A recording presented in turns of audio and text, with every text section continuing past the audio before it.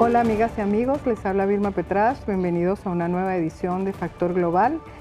Bueno, y pasó lo que todo el mundo sabía que iba a pasar. Ustedes saben, yo quiero dedicar el programa de hoy precisamente a ese hecho insólito, increíble, pero yo diría que era de esperar que el dictador Maduro simplemente se consagrara como lo que es, un dictador.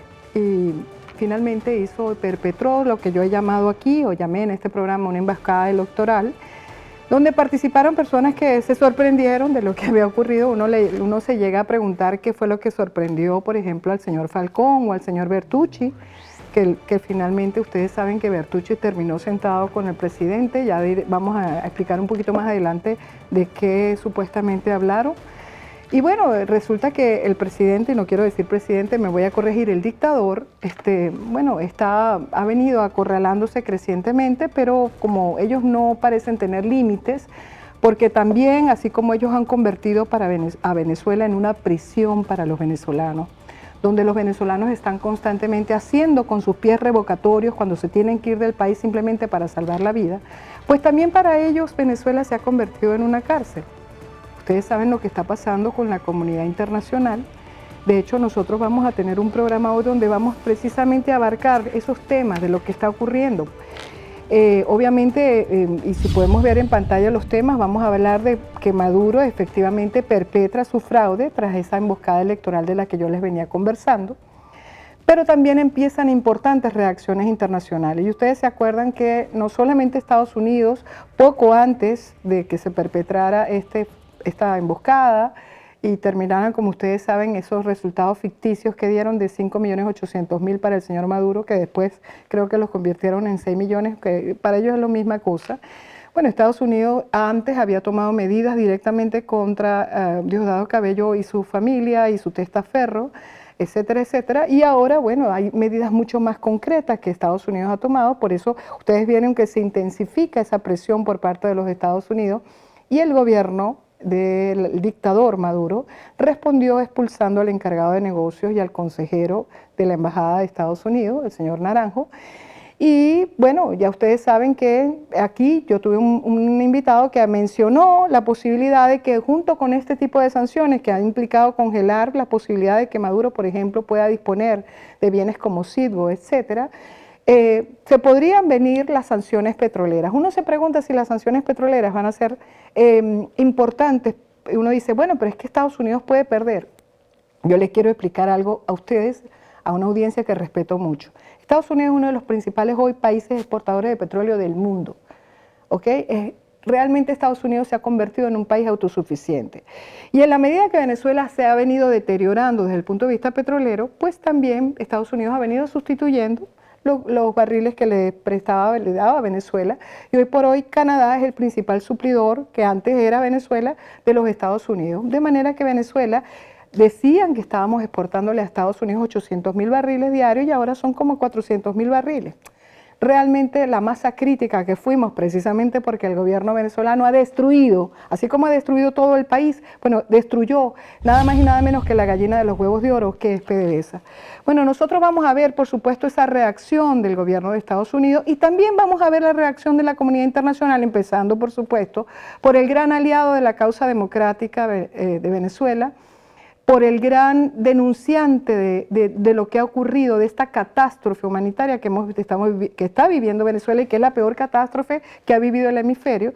Estamos hablando del secretario de la OEA, Almagro, quien ha sido contundente y ha hecho una denuncia que nosotros vamos a evidentemente analizar acá, pero también ha habido reacciones del llamado Grupo de Lima, son reacciones muy importantes. Recordemos que más de 80 países del mundo, yo el programa pasado hablé de aproximadamente 40, en realidad son como 80 países o más. Obviamente los únicos que han apoyado al gobierno, a la dictadura de Maduro, son gobiernos como el de China, que ya ustedes saben que China realmente es una potencia autoritaria, aunque juegue profundamente al capitalismo.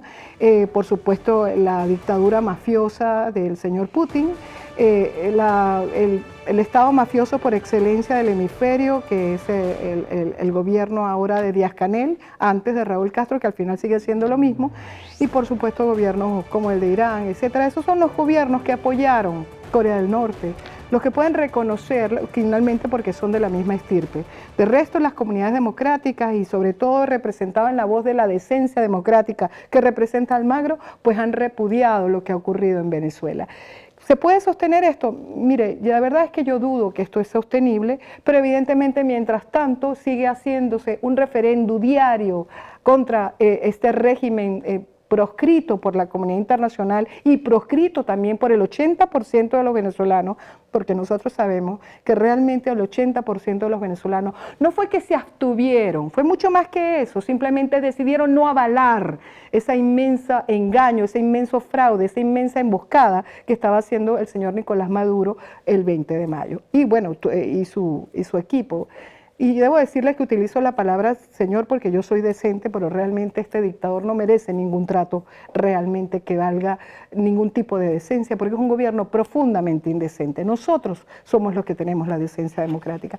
Pero vamos a ver lo que realmente se dice de Maduro de que el rey está desnudo. Vamos a ver este sonido para que nosotros comprendamos la dimensión de esta inmensa soledad que vive este rey desnudo que se llama Nicolás Maduro. Quédense con nosotros.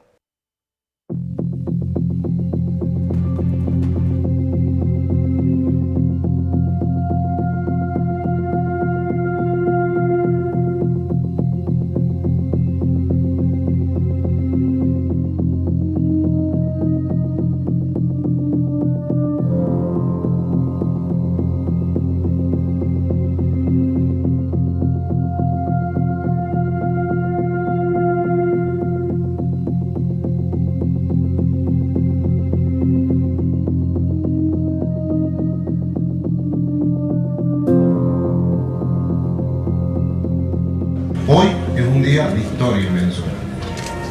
Ha habido una campaña feroz por parte del gobierno de Donald Trump en los Estados Unidos.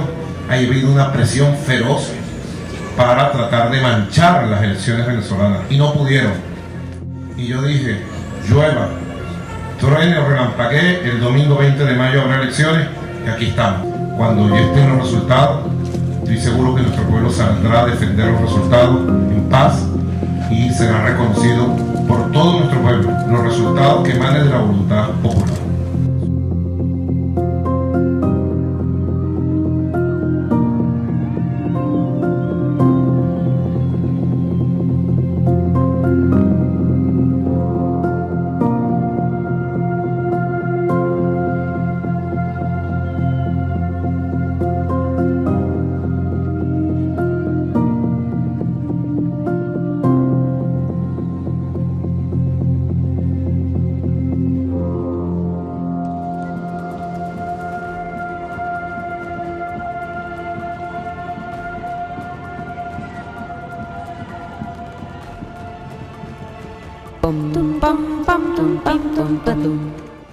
Bueno, el video que ustedes estaban viendo lo hizo el Diario de Cuba, Eola Sadi. Ustedes saben que tengo a Sadi Vijani, que es un gran amigo, a quien quiero muchísimo.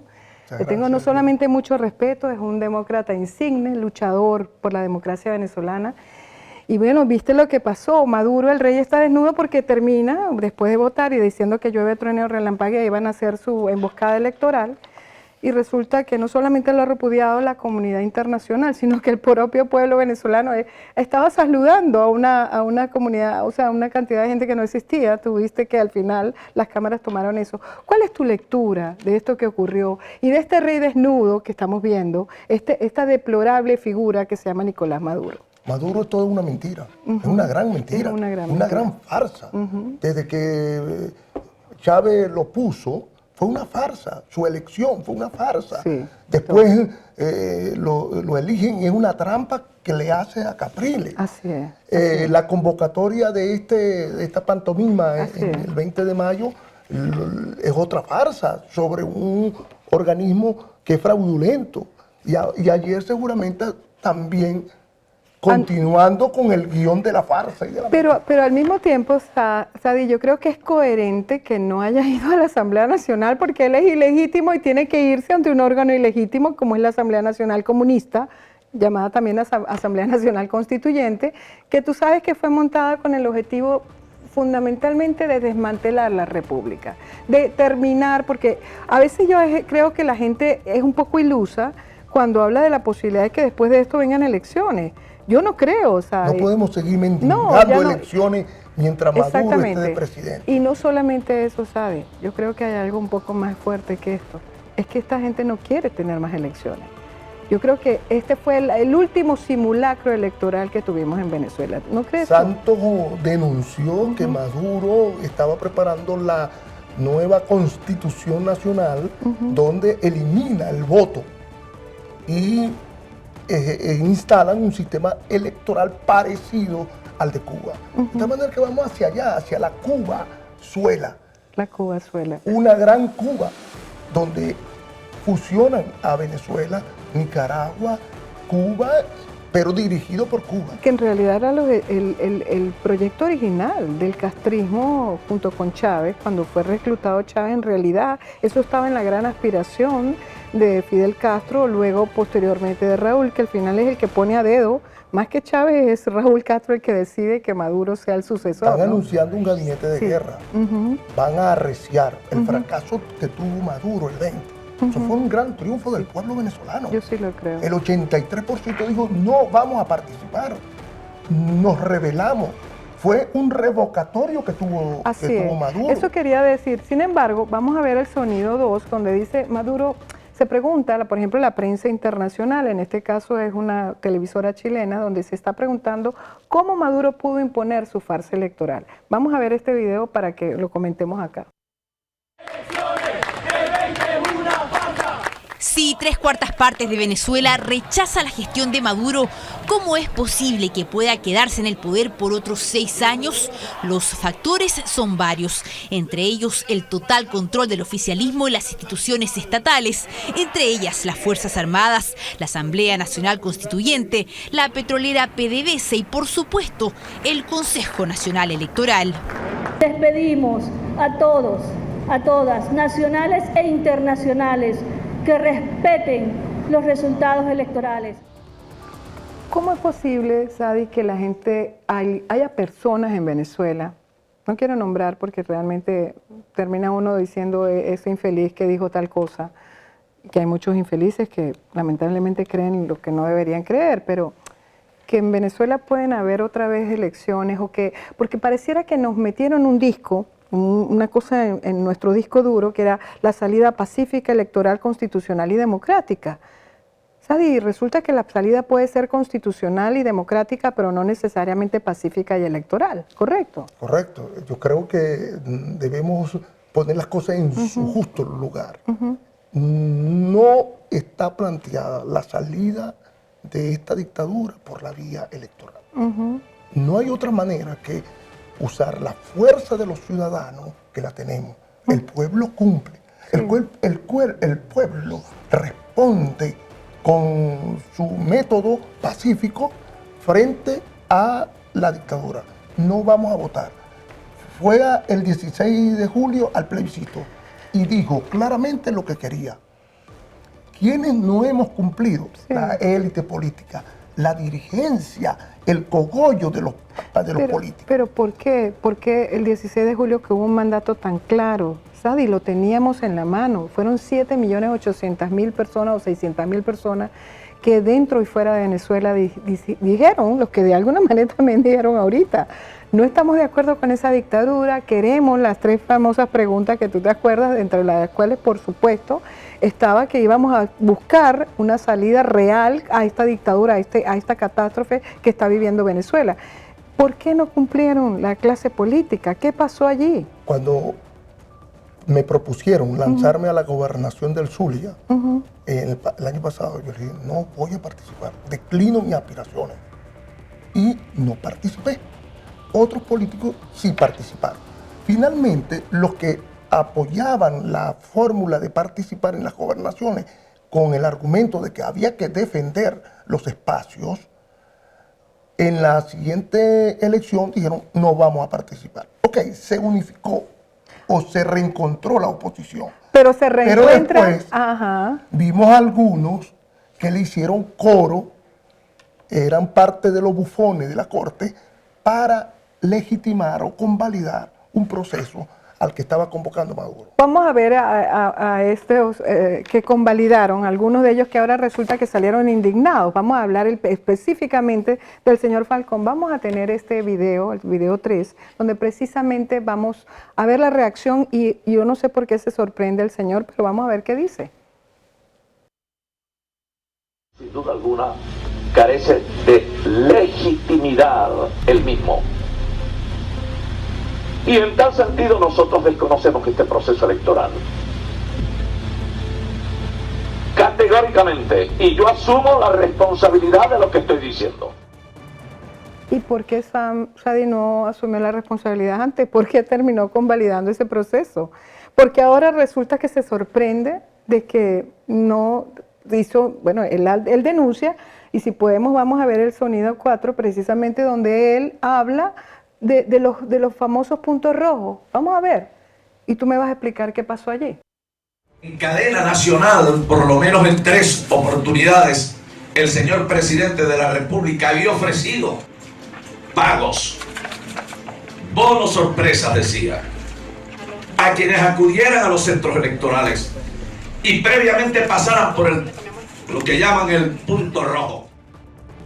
Explícame. Falcón quedó muy mal parado. Muy mal. No le fue útil ni a Maduro en su plan de convalidar, ni tampoco le fue provechoso para él. Pero ya esta en postura su afán de proyectar un liderazgo dentro de la oposición. ¿Quién sigue a Falcón ahora? Exacto, te iba a preguntar, ¿esa postura de indignado a cuenta de qué ahora? ¿Para qué vale? Cuéntame.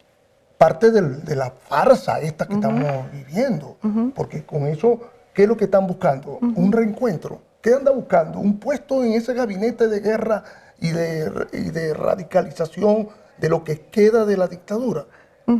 Porque no podemos caer en ese cuento de ir a unas elecciones cuando todavía está secuestrada los organismos públicos. El CNE es una oficina del PSUV. Claro, pero de nuevo la pregunta... Entonces, estos señores debieron haber elegido, debieron haber designado el CNE, un nuevo CNE, el año pasado, y no lo hicieron. Okay. La pregunta ahora, y vamos a responderla a nuestra gente, ¿por qué no lo hicieron?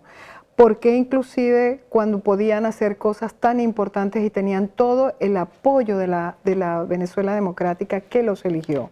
¿Qué pasó? ¿Por qué fueron tan irresponsables las personas que fueron electos por el pueblo para precisamente representarlos en esta lucha contra la tiranía? Porque hay gente que ha confundido la agenda privada, personal o grupal con la agenda del país. Y no puede ser. Tenemos que anteponer nuestros intereses personales, por muy legítimo que sea, frente al interés general del país.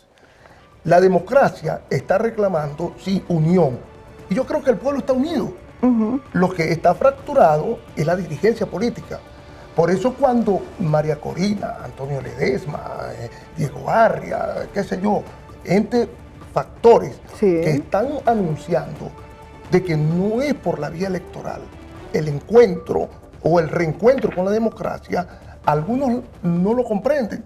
Y ya nos hemos dado cuenta, porque hasta la comunidad internacional se dio cuenta, que eso era un engaño lo que había allí en Venezuela. Pero fíjate tú me estás mencionando a las personas que precisamente los sectores de la oposición casi que oficialista, porque yo no sé cómo llamarlos, han rechazado, bueno, tal vez ahorita se han reencontrado Ledesma con algunos de ellos que ha salido está en su periplo internacional, después de haber huido de Venezuela. Pero María Corina, estamos hablando de personas que han sido íconos y que han dicho siempre lo que iba a ocurrir. Ellos siempre estuvieron claros. Exacto, han sido coherentes. Persistentes, perseverantes, a pesar de la amenaza, la persecución, de los atropellos, de las agresiones. ¿Cómo íbamos a ir a unas elecciones cuando los principales partidos de la oposición estaban inhabilitados? Cuando nuestros principales líderes políticos estaban presos, inhabilitados o perseguidos o en el exilio. Quiero hacerte una pregunta. ¿Los números cómo los inventaron? Y yo quiero oír el sonido de Maduro donde habla de los millones del carnet de la patria y me dice los resultados que dio la Tibisay. Millones y millones. Y millones, exacto. Vamos a ver qué es lo que dice Maduro al respecto del carnet de la patria. La patria es malo, que hay que eliminarlo. Carnet de la patria es un sistema de protección que nos permitió llevar las pensiones al 100% de pensionados, que nos permitió crear el plan Chamba Juvenil e ir directamente a buscar el joven que necesitaba estudiar y trabajar, que no estaba haciendo nada. El carnet de la patria nos permitió y nos permite proteger a 5 millones de hogares de la patria, mujeres jefas de hogar. Me llama la atención la cifra esa de 5 millones, porque él la ratifica, además que no se va a acabar, pero ya sabemos que en los puntos rojos estaban mirando que la gente que tuviera el carnet de la patria, porque eso fue parte del chantaje, ¿no? Sí, y también de la presión, exactamente. Pero no le pararon. ¿Pero cuánto fue que Tibisay le reconoce? Porque ellos inventan la cifra. No fueron 5.800.000 por los 5.800.000, ¿correcto? Dejaron de participar, tuvo una merma de más de 2 millones.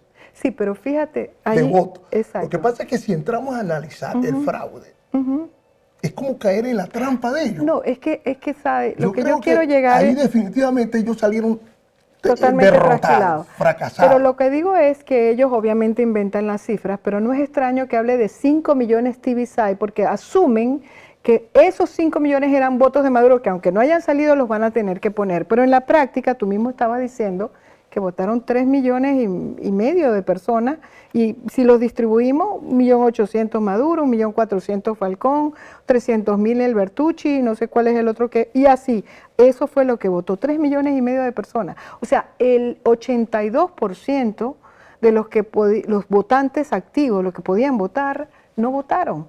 Así es, un fracaso total. Por eso la reacción de la comunidad internacional.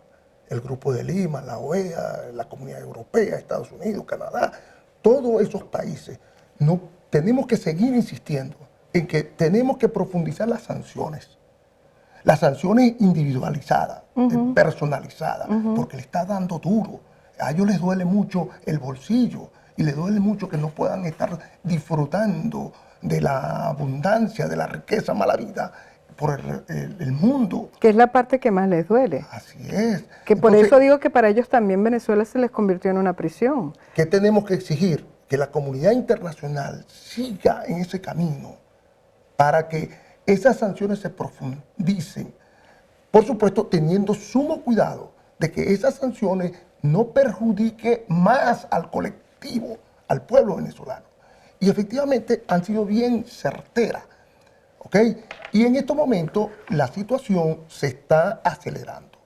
Esta actitud de Maduro, de expulsar, son bravuconadas que andan revelando el desespero en que se encuentra. Pero acaban de poner preso a varios militares. Quiero dejar esto para el próximo segmento porque quiero hablar contigo de que parece que Maduro está preparando otra emboscada, que yo no creo que ya la población va a caer en eso, que es ese bendito plan de pacificación y reencuentro. Vamos a hablar de eso en el próximo segmento, quédense con nosotros.